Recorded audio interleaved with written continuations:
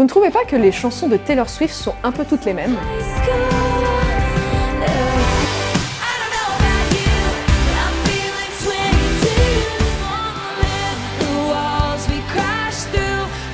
Depuis l'été dernier, cette star américaine a envahi mes réseaux.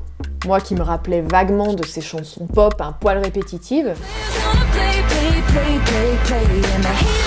je me suis dit que j'avais dû passer à côté d'un truc.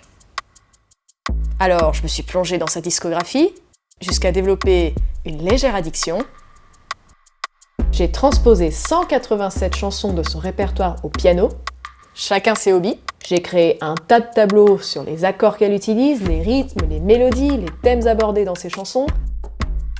Et on les a analysés avec le compositeur Bruno Dias du Conservatoire de Genève, histoire de trancher une fois pour toutes cette question, pourquoi est-ce que les chansons de Taylor Swift se ressemblent ou pas ? La première chose qui m'a frappée, c'est que ces chansons me mettent de bonne humeur, voire qu'elles me donnent envie de danser, alors que les thèmes abordés ne sont pas forcément très joyeux. Et ça s'explique par le fait que Taylor Swift adore composer avec des accords majeurs. Il existe deux types d'accords en musique, les accords majeurs, qui sonnent plutôt heureux, comme celui-ci, et les accords mineurs, un peu plus tendus ou tristounets. Quand on compose, on passe d'un accord à un autre, ça donne le ton général d'une chanson. Et si on regarde album par album le pourcentage de chansons de Taylor Swift composées en mode majeur, le résultat est flagrant, toujours plus de 80%.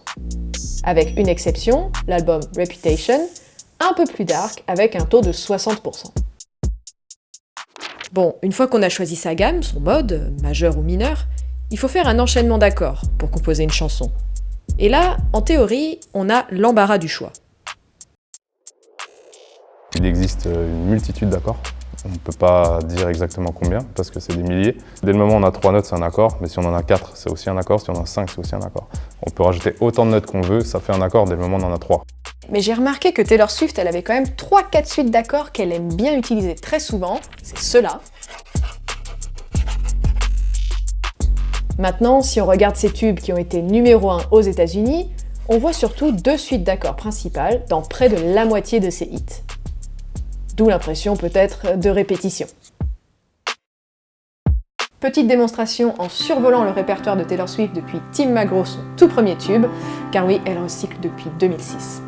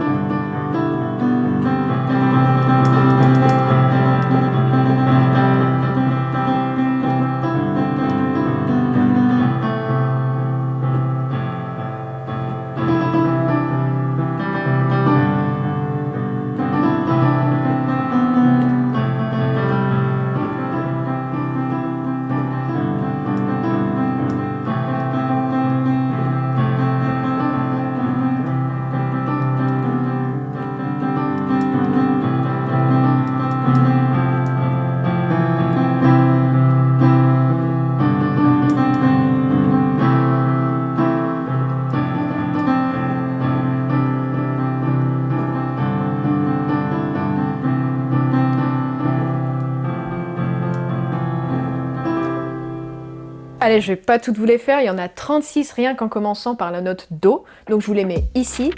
Faites une capture écran. Et si vous pensez que j'en ai oublié, n'hésitez pas à nous dire en commentaire. Alors bien sûr, Taylor Swift n'est pas du tout la seule à utiliser ces accords. C'est pas que les musiciens sont nuls, si on prend Ed Sheeran, Taylor Swift, ils utilisent beaucoup les mêmes accords, mais c'est des artistes immenses. Ils savent en faire d'autres. Si on va trop loin en termes d'harmonie, donc d'accords, ou en termes mélodiques, ça part dans tous les sens, ça va gêner l'oreille de certains. Et du coup, c'est plus une musique pour tout le monde, donc une musique radio. Et je pense que c'est pour ça qu'on va pas forcément chercher très loin, on cherche plutôt l'efficacité. Et aussi, c'est de l'affect. C'est-à-dire que j'aime ces notes, je vais les utiliser. Pourquoi j'en utiliserai d'autres ? Ce qui est intéressant, c'est de voir qu'en fonction des albums, elle a plus ou moins expérimenté. Ceux qui sortent le plus du lot sont Reputation, qui a une grosse composante R&B, puis Folklore et Evermore, 2 albums folk. Et si vous avez l'impression que son dernier album, The Tortured Poets Department, sonnait un peu pareil, c'est que c'est le cas. Près de 40% des chansons utilisent ces accords que je viens de jouer. Attaquons-nous maintenant au rythme. Là, elle reste assez classique avec des chansons en 4 temps, eux-mêmes divisés en 4 temps. C'est la fraction que vous voyez sur beaucoup de partitions. C'est la signature rythmique dans 96% de ces chansons. Déjà, il faut savoir que musique pop, ça vient de musique populaire, donc le mot. Aujourd'hui, c'est voilà, mais en fait, c'est la musique populaire du pays. Et nous, les Occidentaux, notre musique la plus jouée à la base, c'est du 4 temps, tout simplement. Et voilà, c'est ce qui fait qu'on aime ça, parce qu'on est habitué à ça, on aime ça. De temps en temps, elle se permet quand même quelques fantaisies avec des signatures en 6 ou 12 temps, la plus connue étant sûrement Lover de son album du même nom, de même pour Peter dans son dernier album. Et ça donne cet élan un peu musical qui fait groover de façon un peu plus rapide, on dirait. On a l'impression que c'est rapide alors que c'est pas plus rapide. Passons maintenant au troisième élément de la composition, la mélodie.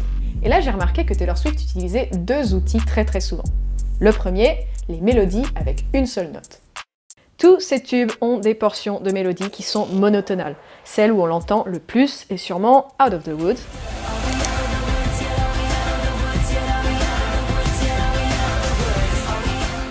Pour moi, il y a 2 buts, 2 objectifs là-dedans. Déjà, Taylor Swift, elle écrit, donc c'est important pour elle le texte. Et si on reste sur une base assez simple mélodique, du coup, ça donne envie à l'oreille d'écouter le texte. Alors que si ça part dans tous les sens, on va écouter les notes et le texte, on va l'oublier. Donc ça met le texte en avant. Et ensuite, deuxième chose, il y a ce que j'appelle l'effet de contraste. C'est-à-dire qu'en fait, pendant tout le couplet, là où elle a beaucoup de choses à dire, qui changent souvent de couplet en couplet, on est basé sur le texte. Et au moment où le refrain arrive, qui est le moment répétitif du morceau, là, ça s'envole. Donc là, souvent, elle monte, c'est beaucoup plus mélodique. Et en fait, ça crée cet effet contraste et cet effet feu d'artifice au refrain. Et quand le couplet revient, on l'écoute.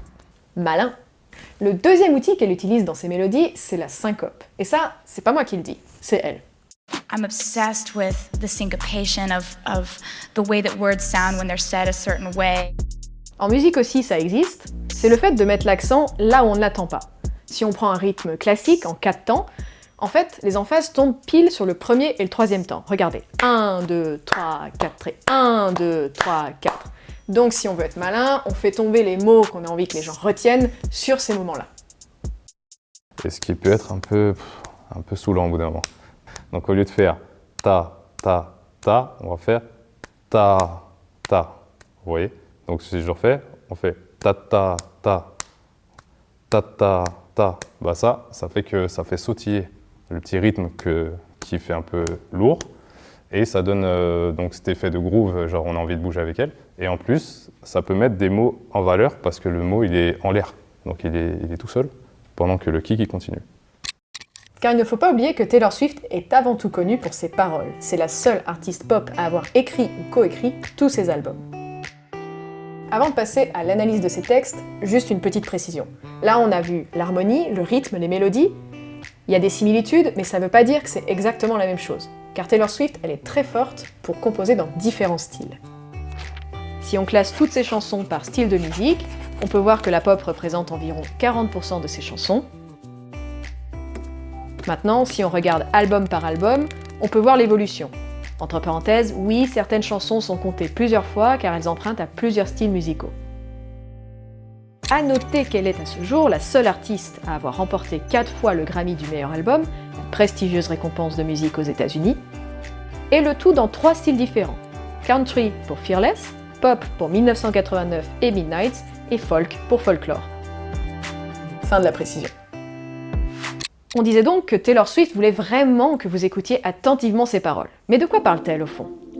Une critique qu'on entend souvent à son égard est qu'elle écrirait presque toujours sur ses ex. Alors, quel pourcentage de ses chansons parle de ses ex, selon vous? La réponse, 17%, soit 32 chansons sur 187 au total. Alors oui, on peut ajouter quelques chansons de rupture. Une chose est sûre, elle parle beaucoup d'amour. Et si vous avez dit un chiffre largement supérieur, il y a de fortes chances que vous ayez surtout écouté les premiers albums de Taylor Swift, car quand on regarde l'évolution des thèmes qu'elle aborde dans ses chansons, on voit clairement qu'elle parlait beaucoup plus souvent de ses ex avant. Et si je vous pose la question, c'est parce que j'ai posé la même à tout un tas de collègues et que la plupart des réponses étaient bien supérieures à la réalité. C'est ce qu'on appelle un biais de confirmation, une tendance qu'a notre cerveau à retenir les informations qui confirment les hypothèses qui nous plaisent. Et c'est peut-être pour ça qu'on a souvent l'impression que les musiques de Taylor Swift se ressemblent. Ces statistiques nous en disent donc autant sur cette icône américaine que sur notre perception d'elle. Pour finir, si vous avez la flemme de re-regarder cette vidéo en entier, même si ça me ferait super plaisir parce que j'ai passé des mois sur ces tableaux Excel, je vous ai concocté ce petit bingo spécial Taylor Swift avec tous les éléments dont j'ai parlé dans la vidéo, comme ça vous pourrez regarder toutes les chansons que vous voulez et retrouver les éléments. Dans son dernier album, il y en a un paquet qui coche toutes les cases, à commencer par I Can Do It With a Broken Heart, ma préférée. Et si vous avez des doutes, je vous répondrai avec plaisir en commentaire.